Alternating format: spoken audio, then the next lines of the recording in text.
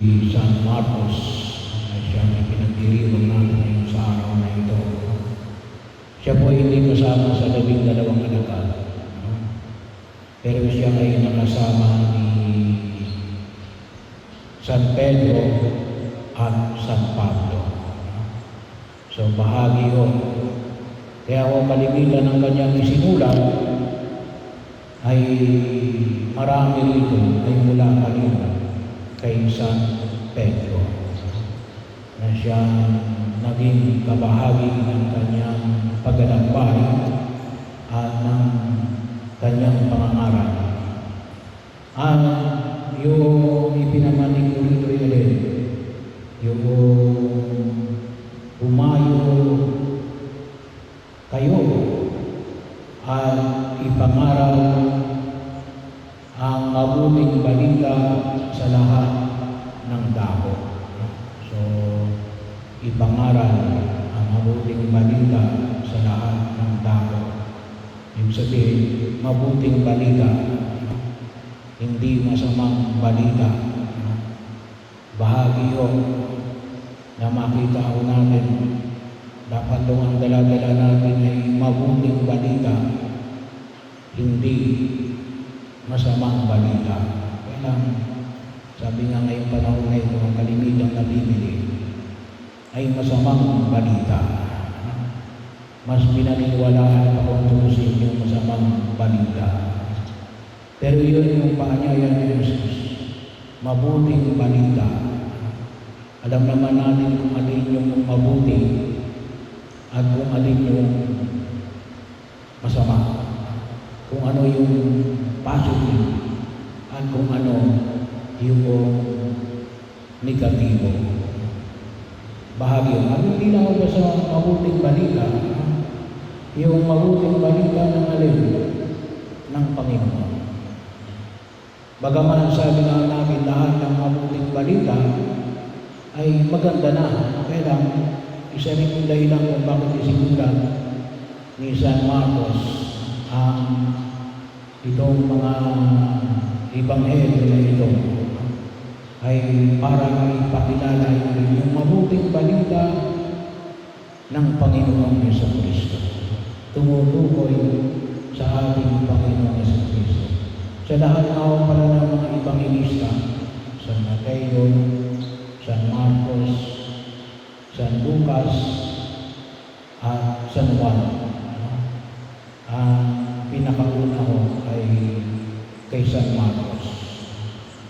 Around 70 to 80 AD. So, panahon ng Panginoon. Bahagi yun na kung saan ay kanyang ipinaiwan para rin para matugunan nino yung paanyaya na ipinahayag ng ating Panginoon sa Kristo. So, sa lahat ng dako, saan man yan, hindi lang sa lugar na maraming tao, kahit na doon sa makakaunting tao, kahit na doon sa mga lugar na kumutusin, ay maaaring magulo, mahirap, at maraming mga pagsubok yung paanyaya sa lahat ng tao. Hindi lang sa mga lugar na kumutusin ay safe or sabi nga natin ay convenient. Kahit na yun sa lugar na hindi gano'n ay kinakailangan ipahayag ang mabuting balita ng Panginoon. Pero yun yung paanyaya ng Jesus. At pangalawa ay pinatutuhanan niya ang salitang kanilang pinangangaral sa pamamagitan ng kapangyarihan gumawa ng himala. So katulad ng halimbawa na pinamanig ko rito, anong klase ng mga himala? Kasi yung tungkol ni Jesus ay kasi napakahalaga na makita ko pala natin yung kaya pinangangaral yung mabuting balita ay alin para sa palataya sila kay Jesus. Hindi lamang kaya ka nagpapahayag ng mabuting balita, hindi lamang kung tutusin itawag natin yung transfer of information. So, ipinaalam mo na nailipat mo yung impormasyon o kaalaman. Bahagi rin mo yun na makita ko natin may mga mabubuting balita na kung tutusin ay nakatutulong sa tao kasi nga nagkakaroon siya ng kaalaman upang lumago yung kanyang buhay.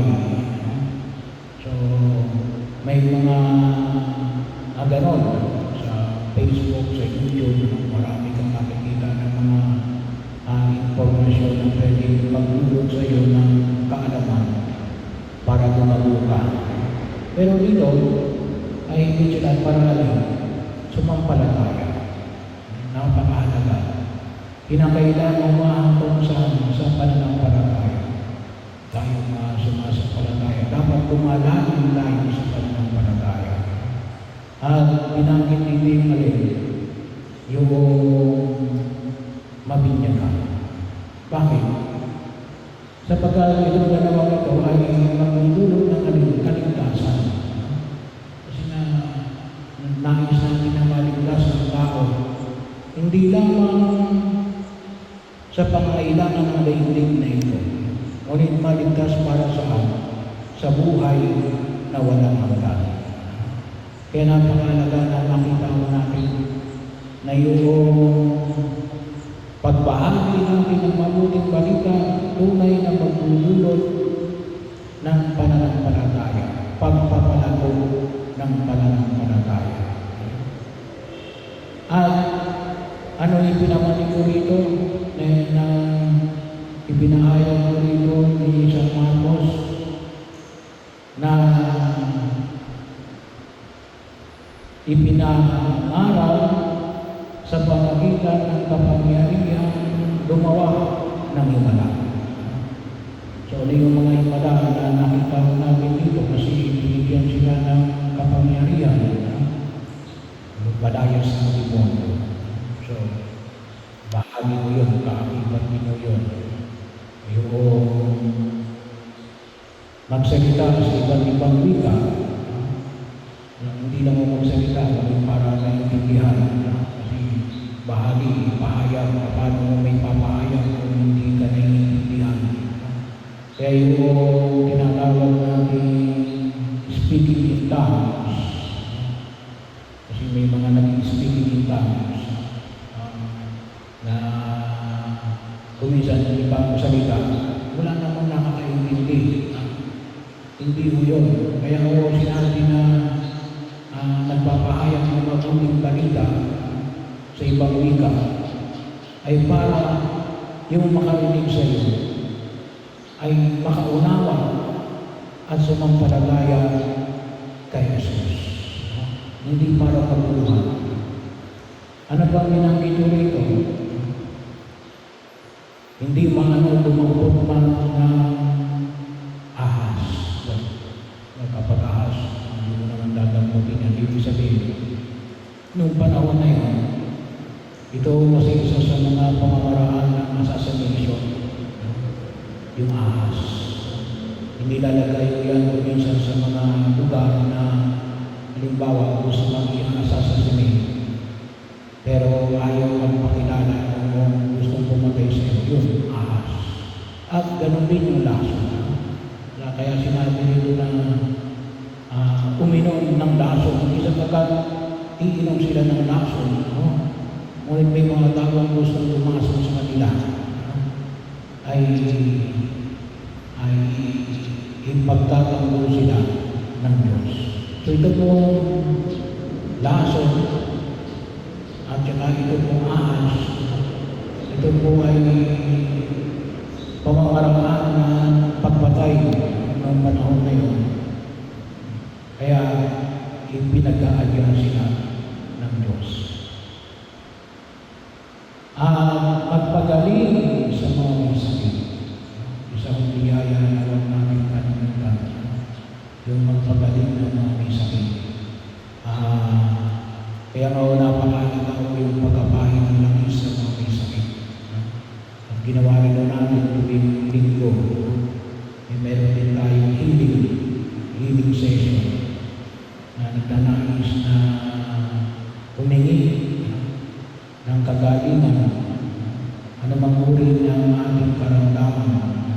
Alaman natin o maaaring hindi natin alam kung ano yung ating karamdaman. Humingi tayo ng kagalingan sa Diyos kasi maliwanag ko yun. Isang biyaya yung may pinagkakaloob ng Diyos sa mga alagad.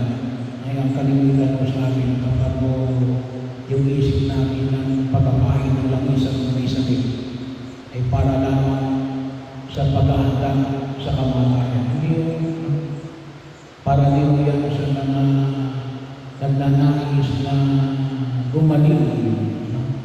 Madali silang gumaling para makapaglingkod sila sa harapan ng buong may kapal. So ito yung ilan sa mga bahagi nito. Mayroong pang iba na himala na binigay, pero ito lang po yung ating pamimigay. Pero sa lahat ito, ay kasi yung dulot ng mabuting balita ay kaligtasan. Kaligtasan ng katawan at ng espiritu. Kaya yun ang pinamamanin ko na maging bahagi natin. Hindi lang mo ng pari. Ngunit gano'n din mo ng mga laiko. Kayo ay may tayong ulit na ipahayag ang mabuti